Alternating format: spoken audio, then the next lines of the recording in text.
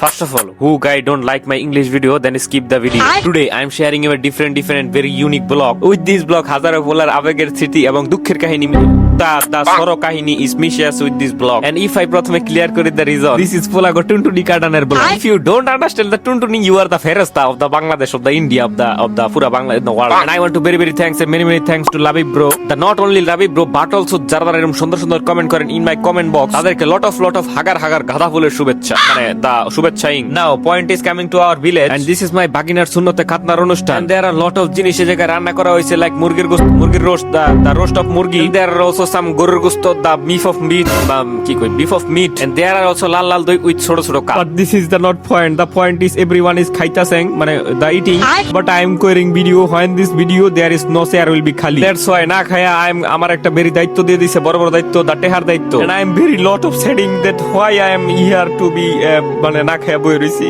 very দুঃখ.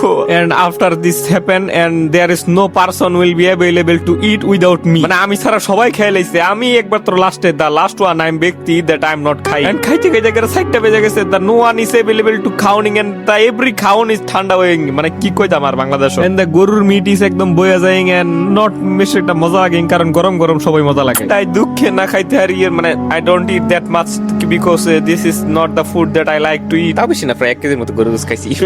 Video পর্যন্তই ছিল. সত্য কথা বলতে কি আসলে মনে তেমন রসকস নাই, বাংলাদেশে যে একটা অবস্থা, তাও একটু নিজে জোর করে এরকম একটু ফানি ভিডিও করার চেষ্টা. এন্ড সবাই সবার জন্য দোয়া করবেন যাতে আমরা এই দুর্যোগ থেকে খুব শীঘ্রই বেরিয়ে আসতে পারি. এন্ড আপনাদের সকলের জন্য আমার দোয়া থাকবে, এন্ড আমার জন্য দোয়া করবেন যাতে আল্লাহ আমাদের সবাইকে এই দুর্যোগ থেকে রক্ষা করে. আর সকলেই নিজের খেয়াল নেবেন, পরিবারের খেয়াল নেবেন. সকলেই ভালো থাকবেন. আল্লাহ হাফেজ.